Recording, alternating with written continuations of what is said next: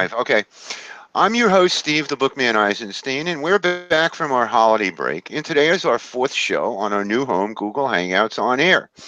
We're available now on replay at Rare Book Cafe on Facebook, on YouTube, and at floridabookfair.blogspot.com, home of our sponsor, the Florida Antiquarian Book Fair. I'm joined today by my good friend Thorne Donnelly of Liberty Books in West Palm Beach. My wife Edie is off today. She had an accident and eye surgery all in the same week. Lindsay Thompson of Henry Bemis Books in Charlotte, North Carolina is filling in for our creator and executive producer, Alan Smith. And Lindsay is backstage desperately trying to figure out which switches to flick and to twist. And our guest today is Florida documentary filmmaker Kristy Andersen. Later in the program, G's Miniature Book Corner, but we'll fill it in with some things until next week. We'll also have a mix of our recurring features, including The Third Degree, The Burning Question, Professor Donnelly's Collector's Class, and The Big Idea later in the program. You can send us questions and comments through the contact features of YouTube, Facebook, and Blogger, whichever you are seeing us through. We'll be watching and responding on today and future shows too. If you're new to the program and want to be alerted about other episodes of the Rare Book Cafe, be sure to like and follow the show on Facebook and share it with your friends. And if you are listening to any other devices, please turn them off. Thorne, I ask, what's been going on in the wonderful world of rare books this week? Well, the wonderful world of rare books this week is actually going to be in a couple of weeks. I can only read this to you because I can't make it up as good as this. Only in New York is something so totally bookish like the Bibliography Week possible. And that's what's happening in 2 weeks. In New York City is I think it's the 20th annual or something, Bibliography Week. There are events such as the Growers Club. I'm flying up for the Growers Club annual meeting, the annual meeting of I think it's the Typography Society, American Printing History Society is there.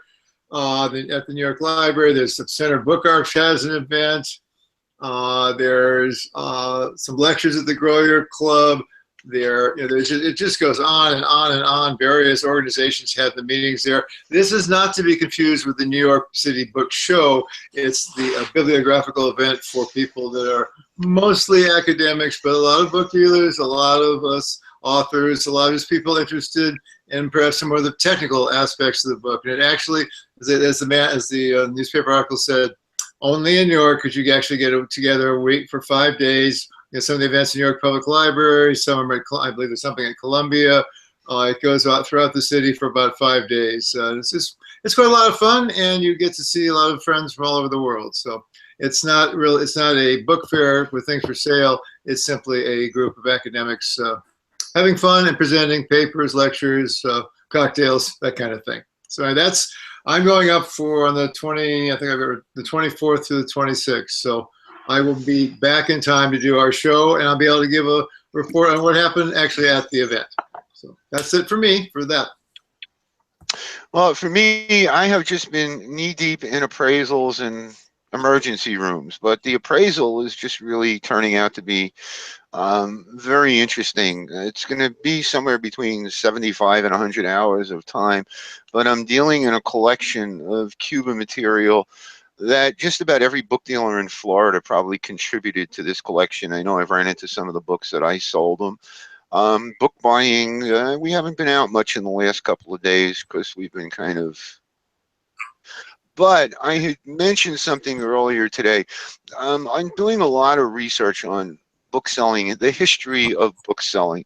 And I thought it would be interesting today to just spend a couple of minutes to show you, what was it in the past? In the past, we would start out, I guess, at the Antiquarian Bookman's Weekly level, but if you go further back, how did people find out prices of books? Well, there were always some kind of dealer catalogs, but starting from what I have found, like in the 30s, you could find a book on the shelf, something like this, and it is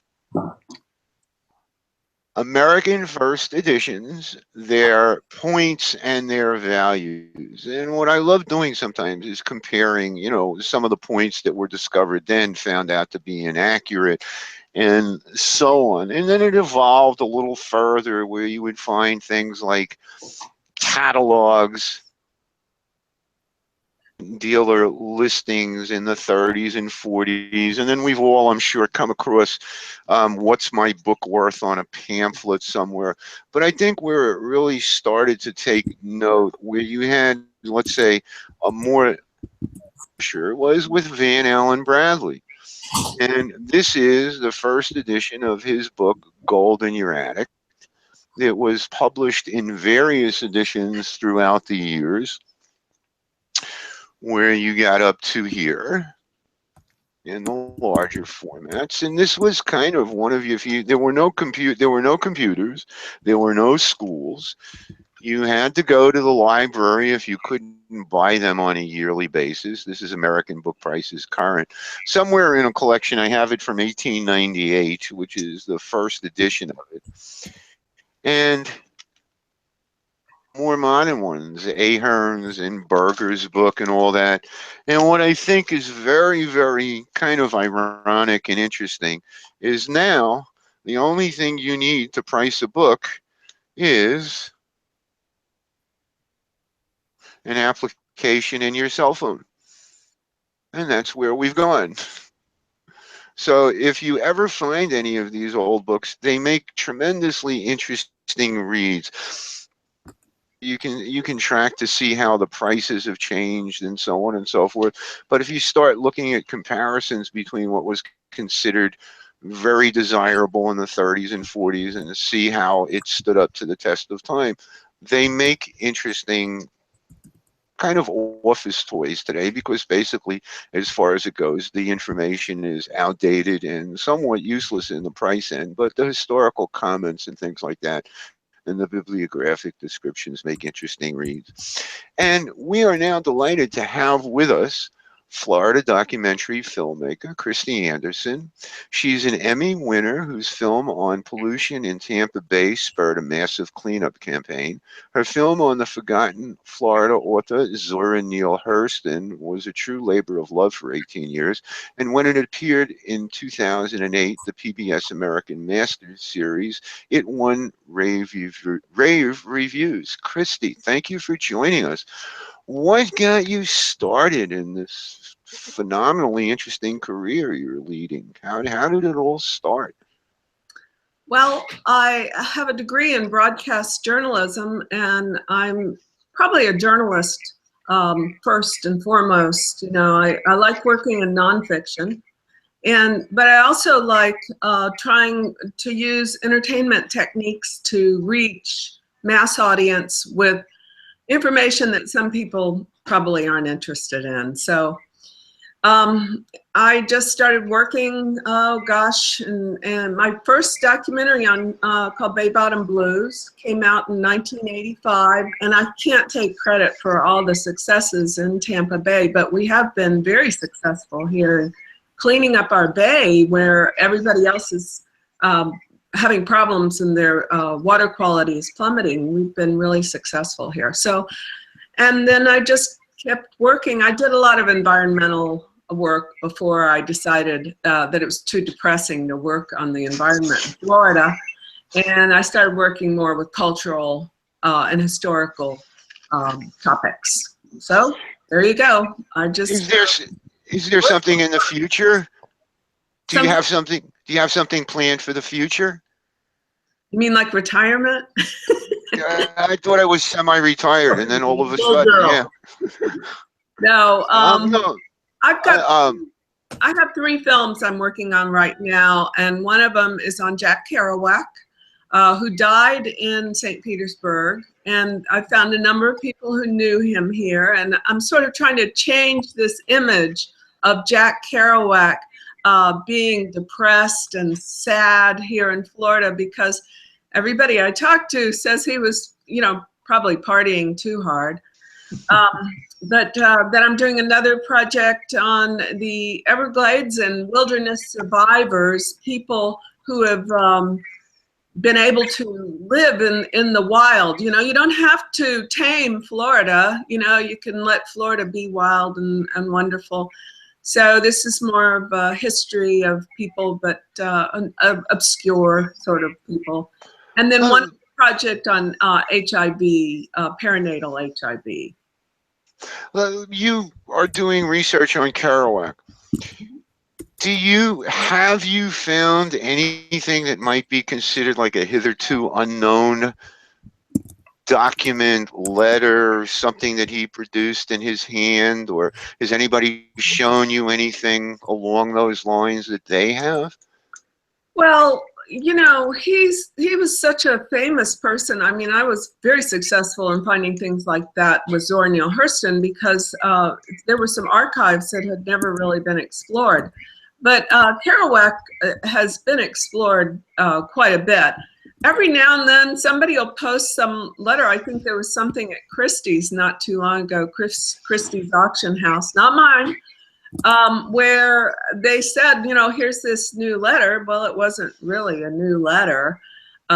So, you know, it's difficult. Probably if anybody would have anything, it might be the estate, you know, and they might be holding on to things. Who knows? But no, I have found, I have done interviews with people who have kept quiet for many, many years. And those people have interesting stories to tell that have never been told. There's a gentleman by the name of Irving Leaf who writes a lot on a site called Book Collectors on Facebook. What I remember about some of the comments that he made was he's got some fairly unique, or claims to have some fairly unique, Kerouac material in his collection. Would you like me to try and get you guys hooked up? Sure. For you? Okay. Or once we're off air and all that, you know, as the weekend passes, I will send him your information and tell him what, you know, is going on. If that would help you. What about people living in the wild? To me, say it, camping starts where the electricity stops. So how far, and you're talking about people that were living in the Everglades, where I might have been walking out in the Everglades one day and saw the ruins of a cabin and somebody was living there for years and years. Is that what you're talking about? Well, the difficult thing for a documentary filmmaker is we work with materials.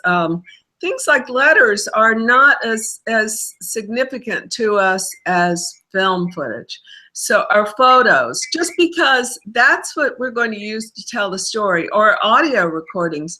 So I have found, but the stories are significant. I was just speaking with a relative of Janet Reno's, who was our attorney general, I guess, during Clinton.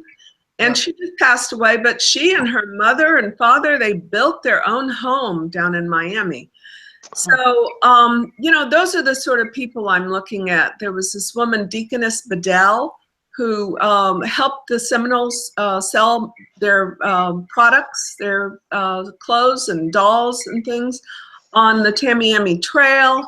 There were people who, like Stanley Hansen, who was a white medicine man who also worked with the Seminoles and the Miccosukes, and there were other people who were anthropologists. So I'm just trying to give people a sense of the wilderness that it was. And one of the reasons why I do that is unless you explain to people there's value in wilderness, in Florida, all they want to do is develop it. So I'm trying to get across this idea to have a culture of preservation, wilderness preservation. When I first came to Miami Beach in '68, the worst animal that you could run into in the Everglades was a feral dog. Today it's a green mamba or somebody's 40-foot python that grew to frame. Yeah, it's amazing what we have trampled on in those Everglades. It's tragic, to say the least. When you and the air the other day in the preview. You were talking about something about the value, you know, the value to a researcher of home movies. Yes. And you were if I heard it the right way, you were describing that in some depth. I'm sure you know about it. Mickey Wolfson and the Wolfsonian. Yes. They were collecting home movies for years and years and years. I would imagine they have a wealth of archival material at this They do. I've used some of their archives. I used some of their archives in my Zora Neal Hurston film. If you ever do anything on Marjorie Keenan Rawlins, talk to Mike Slicker from Lighthouse Books, because at one time on display at the Florida Antiquarian Book Fair, he had her shotgun. Well, I know where footage is of that shotgun. And I paid to have that footage transferred. It's at the University of Florida. I thought I might be able to use it in my Zora Neal Hurston film, but we didn't really get into Marjorie and Zora. It's just, you know, it's difficult to do and documenting about somebody's entire life story and cover everything. So, but there is footage of Marjorie with that shotgun. It's very interesting. Yeah, I got to see that. I'm a firearms fan, and I got to see that in Mike's booth. You know, it was just, if that gun could talk, boy, what a story it would tell. Well, I'll tell you what I think. I think that Zora Neal Hurston may have written some of Marjorie Kennan Rawlings' Cross Creek. Huh. Ha ha! Will you put that in writing one day? It may be in writing someday. That's an interesting. That's an interesting concept. Well, moving along a little bit, Kristy, we have a segment on this program called The Third Degree. Okay, but first, let me remind everybody that this is the Rare Book Cafe, and it is brought to you by the Florida Antiquarian Book Fair. And as every reader of old-time detective novels knows, used to give criminals who weren't talking was the third degree. Now, our version is less violent, but maybe just as painful. So, Kristy, are you ready for these questions? Well, you didn't warn me about this, but okay, I'll try. Well, that's because it's the third degree. It comes with no warning. Book that you never return to a library or a friend. Yes, probably quite a few. Okay, that's an honest answer. Not a library, though. Okay. What's your favorite guilty pleasure book? The kinds you read when nobody's looking, or that you hide in a more respectable dust jacket? Well, I have to admit, I like to read girl books. You know, the kind of books that you guys probably wouldn't want to read. I read. Are we talking Danielle Steele in that? No, is that a girl? No.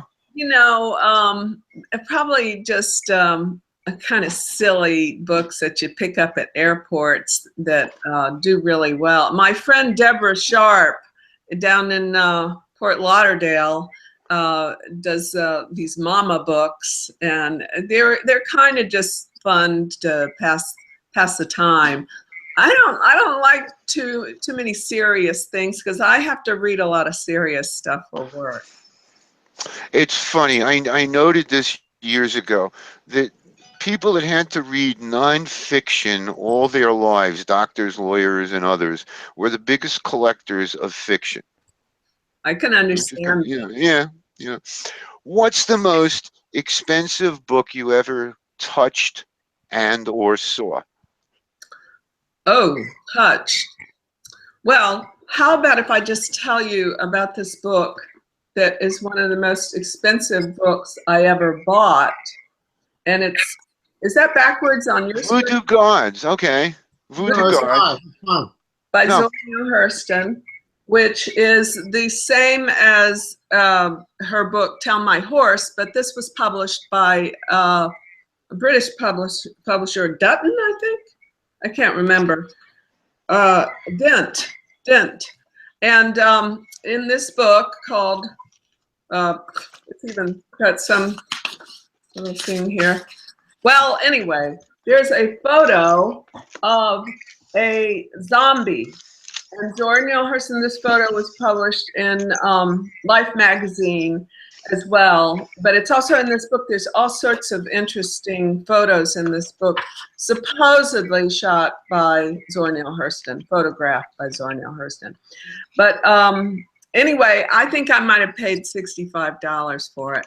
I have no idea. And, you know, the reason why I bought this one is because I could no way afford her other books, such as Their Eyes Were Watching God, that sell for thousands of dollars. But this one is sort of obscure, and nobody really cares about it that much, I guess. So I grabbed it one weak moment off of eBay or something like that. Okay. What books are on your nightstand, book or books? Well, I'm on the last few pages of the Poisonwood Bible, which is a book by Barbara Kingsolver, and so that's on my nightstand, hopefully to finish. And the other one is an environmental book. I think it's called Paradise Lost, and it's another one of these books I have to read. Mandatory reading, yes. Book report in the morning. We thought we'd never hear that again after we were out of college. Well, We want a book report in the morning. I'm working on my master's, so. I dropped out, but I got a lot of certificates and other things. And finally, our salute to one of our favorite interviewers, and that's James Lipton of Inside the Actors Studio. One of his most popular questions, and I ask it to you. What is your favorite curse word? And on air, because we're cable, and did you ever read it in a book? I can say it. I can, right? Yeah, Yes, you can. Correct. You You may say it. Well, I mean, as No, you may. my friend used to call it the S word, but I just say shit way too much. I don't know why. It just comes out almost like hello. Shit, shit, shit. I like to curse in foreign languages. Oh, okay. Nobody knows what you're talking about. Merde, maybe. Yeah, well, good luck backstage. Merde, yes. Kristy, I want to thank you for being a good sport and, being on the show with us today. Your next project, what do you have anything that's got a date that you want to talk about where you're involved in any of the upcoming projects where people, if people want to contact you that are seeing this on air now or after air, how can people reach you? Well, I have a website, Bay Bottom News, and I'm the next project. I'm starting to do more work on the HIV film because I received a grant from the Florida Division of Cultural Affairs, and then the two other projects, the Kerouac and the Wilderness projects, those I just need to crank up. I've just been involved in this graduate degree. I don't know. I couldn't. I don't know why I did that. It was sort of like I was either going to go for therapy or a grad. It's true. It's true. But anyway, it's been fun. I can associate with that. I enthusiastically started out a 250-hour appraisal certification course. I'm at about hour 12 and asking myself if I really have 238 more hours to dedicate to it. Holy cow. That's a lot. Well, I think it's more ego, but my goal was I want to be able to hang up a shingle that says IRS appraiser, IRS approved appraiser, and I can testify in IRS court. Why I want that, I have no idea. I hope you have better reasons for wanting yours. I'm not quite sure why I'm getting into that. Well, good luck with it. Thanks.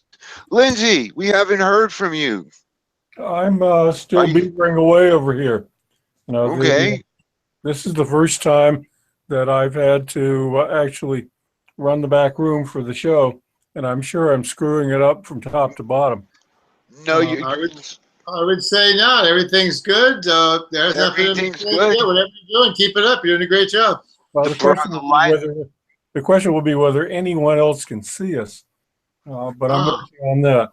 I think the live stream is in some question, but I think I have set it up to publish after we are done. Okay. But Well, up here, we're just discombobulated generally because we've had what passes for a blizzard in Charlotte. One of our city council members who is running for mayor called it Snowmageddon, and it's been getting hyped up for a week. As a matter of fact, we have weathermen on the TV stations here who get so worked up about bad weather that Monday and Tuesday they were telling us this storm was coming, even though they could not show it to us on their maps because it had not formed yet. We were in existential weather for the first time in my life. But in the event, we were supposed to get 9 inches last night. I got about 2 inches here, and until 4:30 this morning, it was all ice crystals. So there's a little dusting of snow on top of a nice thick layer of ice that will not melt today, even though the sun is out. Probably be here till Wednesday or Thursday. But in that vein, I thought I would mention a recent acquisition. The journals of Captain Scott's fatal expedition to the South Pole. Oh, what a lovely weekend he had. Yes. Yeah, it's just cold as hell up here. And it's somehow when I looked at the shelves and thought, what do I talk about? This came to mind. It's a very nice edition drawn from the Scott Archives at Cambridge, produced by Konecki and Konecki. And it's basically a facsimile of the original edition of Scott's diaries from start to finish. And one thing that struck me, you get to page 422 of this enormous Antarctic expedition that began in 1910, and just after New Year's in 1912,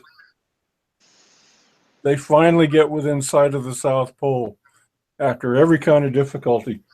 And Captain Scott's entry for the 16th of January 1912 was, we started off in high spirits in the afternoon, feeling that tomorrow would see us at our destination.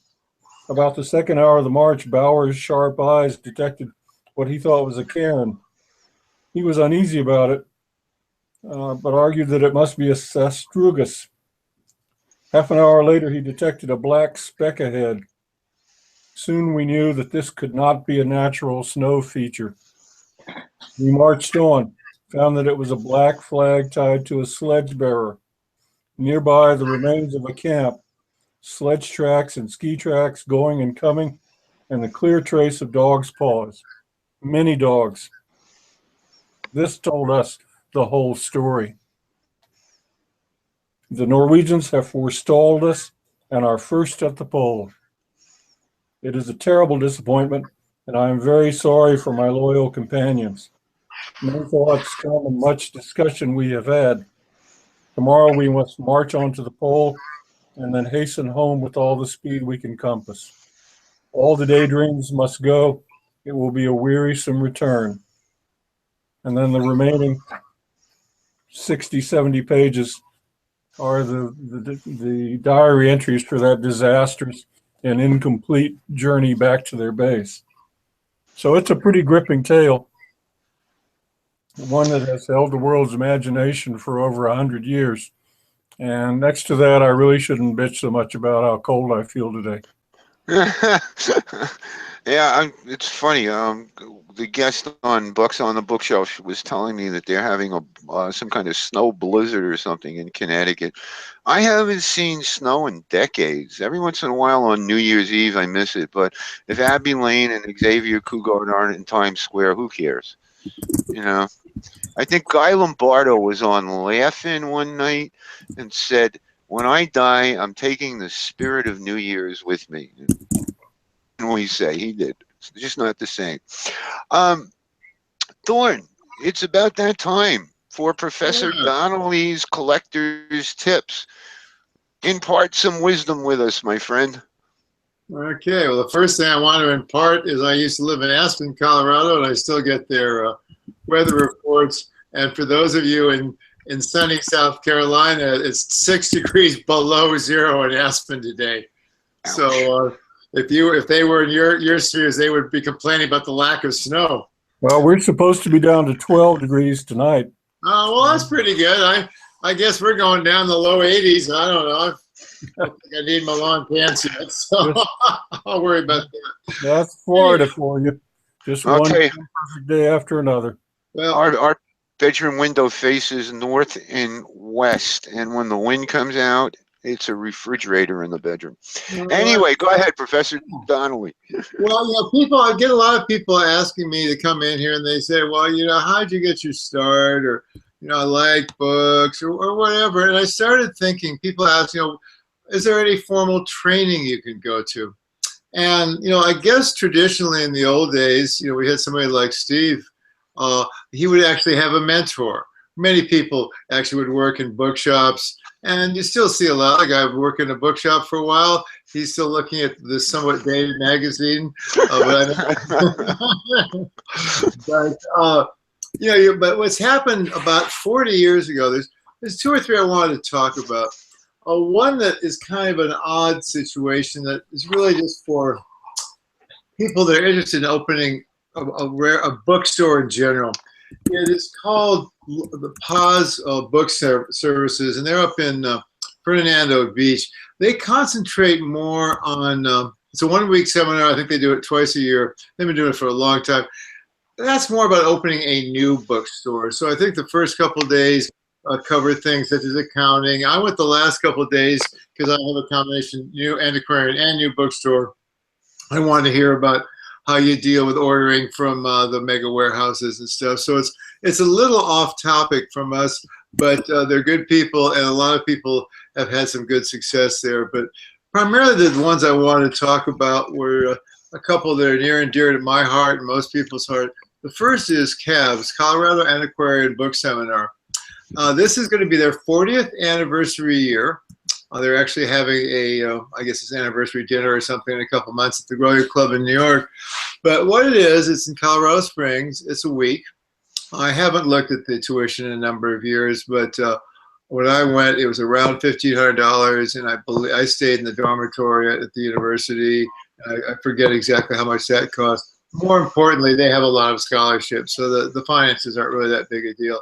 What it amounts to, though, is about 40 years ago, a fair number of booksellers who are some with us, like Terry Ballinger, Rulon Miller, and a couple of others, realized that there was kind of a shortage of a newer generation of booksellers.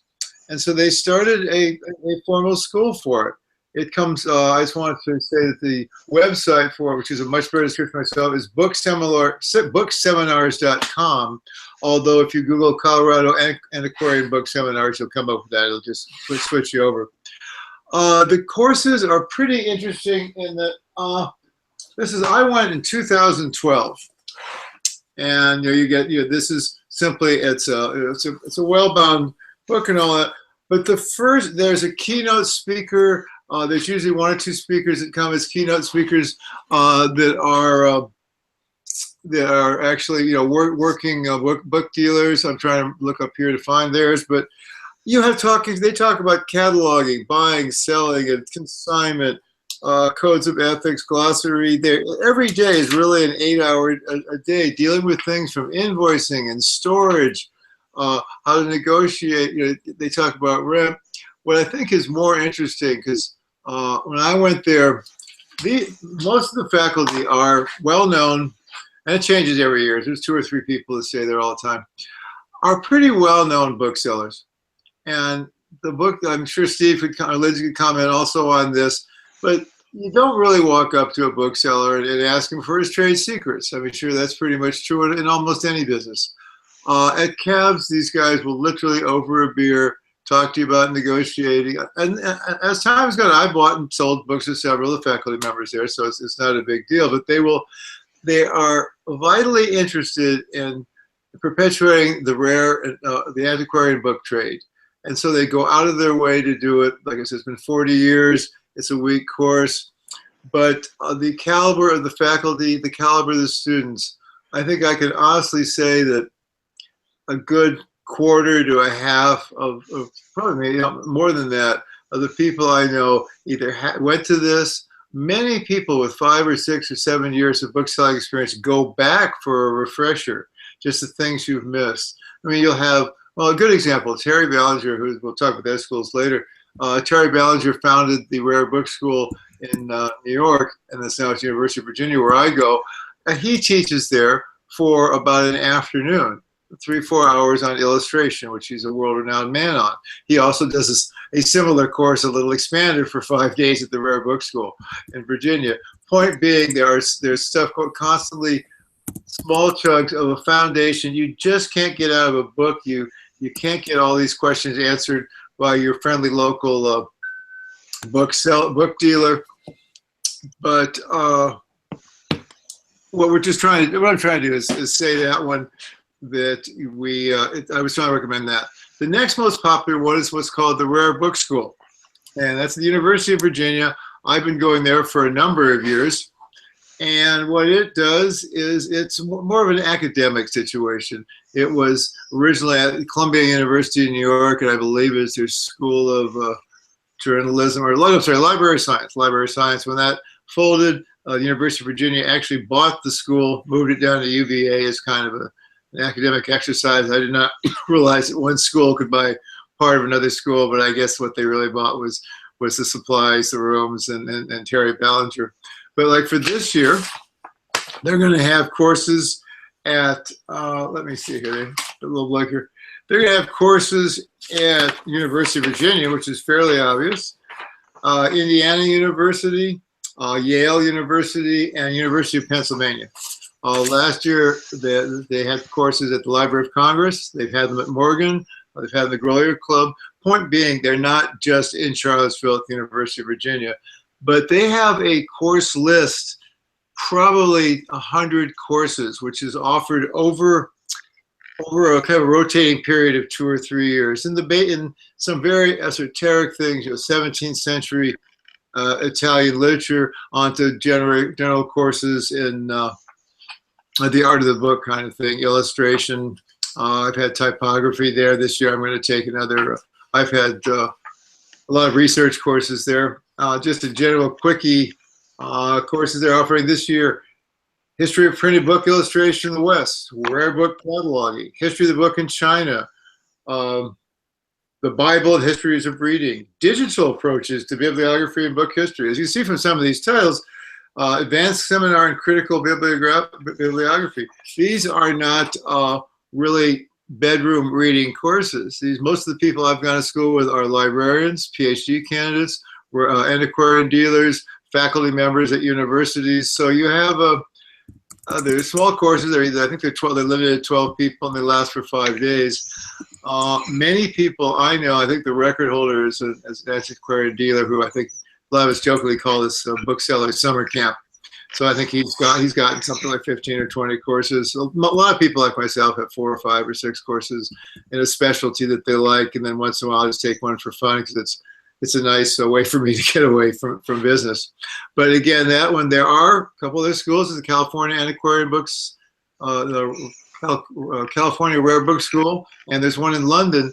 I'm not familiar with them. I know that they exist. They're modeled after the real deal in Virginia, but I noticed they have 5 or 6 courses compared to Virginia's got several.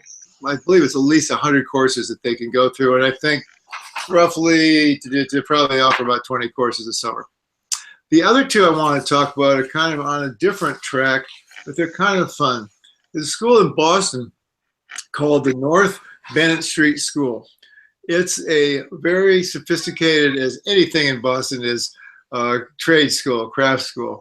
They have courses in antique furniture, but they have a 2-year, the only one left apparently in the world, in bookbinding. If you want to be a real bookbinder when you grow up, it is really a 2-year course. A friend of mine has taken it.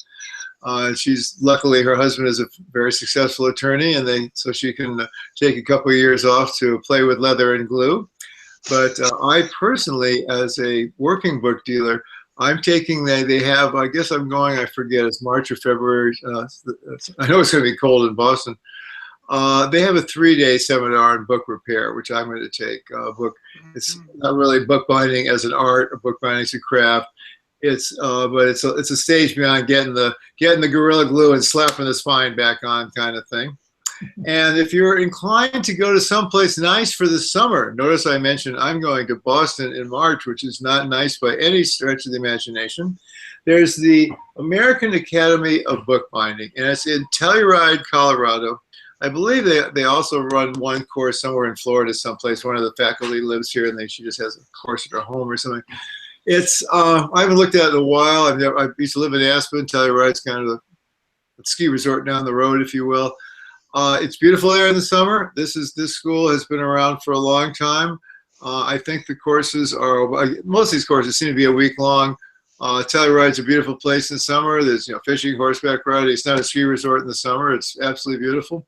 Those of us live in Florida, it's nice to go someplace with no humidity. But they again have advanced bookmaking courses. My general impression of the Colorado school is it's a bit more artistic. People come to create a special book or work on it. They also have foundation courses, but they also have more courses on uses of different kinds of leathers, different kinds of materials. I personally tend to look at books before really about 1860, which gives me a certain number of leathers, but a certain number of, I like a lot of gilt. I don't mean to sound like I like too much gilt, but I like gilt on books. I like various colored leathers. But generally, my tastes are somewhat conservative. If you go to any art museum today, book binding is an art form, and you'll see the covers of the newer book artisans are they're works of art. They're generally one-offs. Some of them are quite expensive. And so it's really more of an art form. I guess the era I like, although it's fine craftsmanship, it was perhaps slightly more commercial because these were books to be sold, preserved. And these were, these book binderies were either subsidiaries of printing companies or manufacturing plants on their own. But it was perhaps a little different than what's going on nowadays. Now, I believe a bookbinder is truly encouraged to go off and truly explore. I mean, the use of colors, you don't have to just use leather. People using silk, and I've seen bamboo book covers made out of linked together bamboo, all kinds of fabrics, hand painted book binding. So those are they're kind of fun. But I just thought I'd give a highlight of a couple of what's activity, and I think the thing I wanted to end up with is just a rough guess. I would say a cab every year has about, I think they cap it off at about 50, 60 students because it is a one-shot every summer, 1 week long. It might be 40 students. The Rare Book School has 4 or 5 weeks. I think there's 12 per class. Each week has roughly, I think, 5 or 6 courses. Again, but those are usually double S, which is a couple hundred students there. People say, what's happening to the book biz? Well, I'm just off the top of my head come up with 200 or 300 people every summer attending institutions in the antiquarian book trade, and it's a repeat thing every year. And they're, at least when you're getting as old as I am, they're all younger. But this is a vibrant industry with people getting their doctorate in their 30s, opening stores after 10 years working for another bookseller. The average age to these classes, I would have to say, is late 20s to somewhere in the early 30s. These are people actively opening bookstores, actively opening, whether it's online or brick and mortar store, buying bookstores in the trade. People complain about the book business. Well, yeah, Barnes & Noble is selling off bookstores, and I get what's called Borders went bankrupt. But I have a bit of a real estate background, and like there used to be 4 Barnes & Nobles in my immediate area. I knew what the rents were, and babe, $100,000 a month rent in a 5 square mile area. There's not enough markup in the book business for that. But so I'm saying, Thorne, yeah. Thorne, I have a question.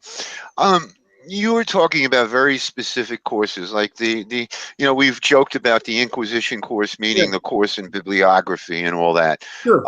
That's when you're dealing in truly antiquarian books, you've really got to know how to describe and catalog. But I have a question. Is there any course there that's kind of like an ABC for book collectors that kind of walks them through all the basic things, or are the courses more specific to a subject, prints before 1820 or bookbinding or anything? Do they have anything like that for the person that has no background in book knowledge and they want to get a crash course? The one that a lot of people recommend, they have three of them. They're pretty similar, but I'm just trying to see which one they have this year. The printed book in the West since 1800. They have a couple of courses like that that cover it. One is before 1800. One is from 1900 and on. Those cover a lot of books, and they generally allow these courses. The one I took a number of years back, we spent an afternoon actually working a hand press, a letter press. Even though we were talking about books, we actually went to go do that. They bring out, Rare Book School in particular has about 50,000 books not in their library. That's not the University of Virginia. That's the Rare Book School's library.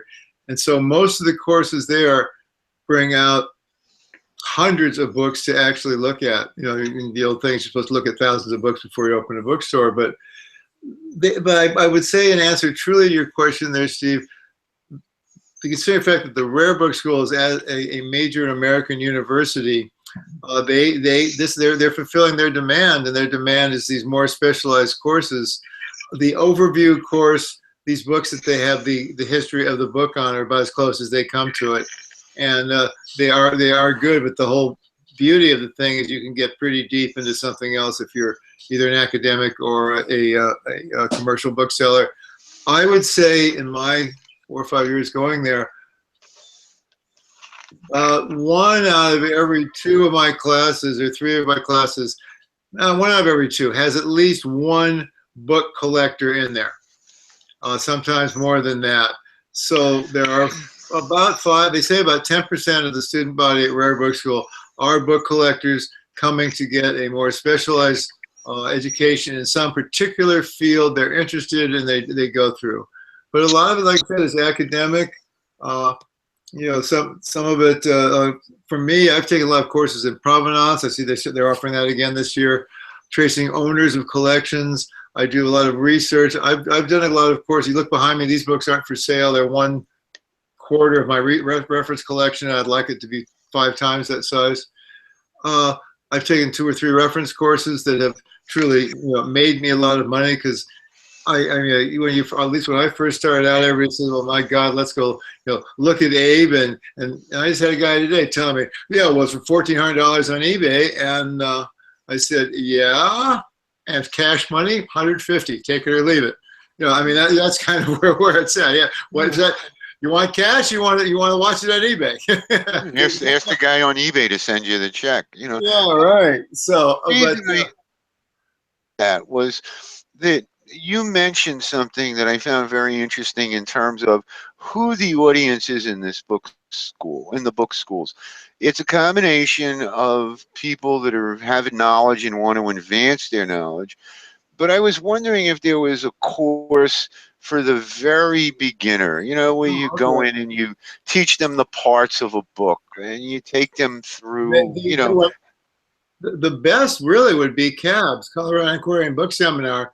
Part of that is geared to running a book business, but part of it is all about the books. But some of the book history books, I'd have to think about that question for Rare Book School, because I think a couple of the history books go into that.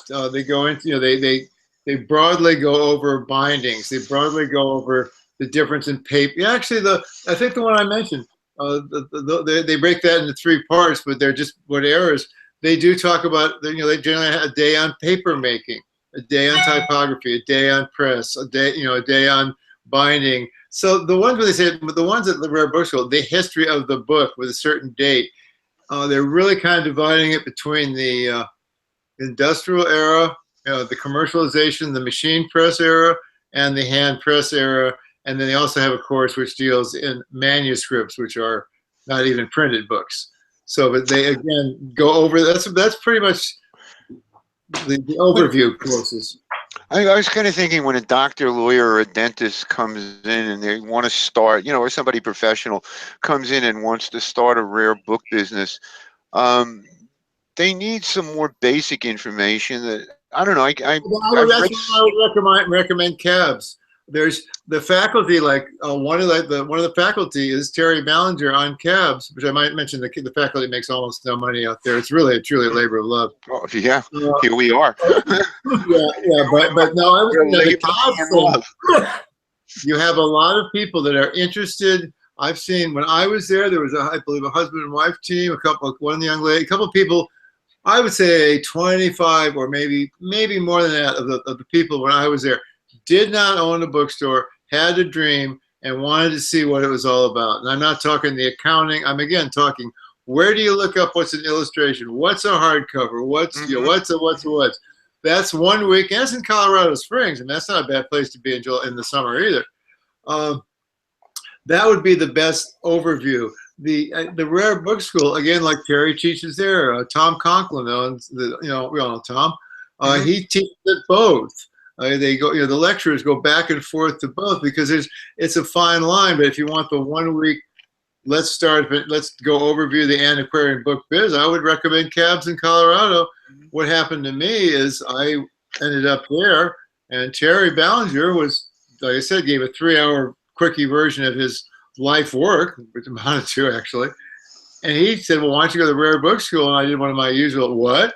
And found out, there's this thing that really has, they just got $1 million grant. It's the University of Virginia, blah, blah, blah. They actually were in the Library of Congress. We get to go play with Library of Congress books. Morgan, the respect from the Rare Book School at the University of Virginia is more of an academic, it's a school at a world-class university. CABS is a course that happens to use it. So that's pretty much. Well, I got to ask you a question, Kristy. Why isn't there, we are a reality program in a way, but with your knowledge of film producing, is it that books aren't sexy enough to be their own reality program on, book stars, porn stars? What's your thought about that? Well, it's a struggle even to do films about books or writers. People are shallow. They aren't as interested in writers as they may have been at one point. So I'm very encouraged to hear everything that you're talking about, that young people might be getting back into books.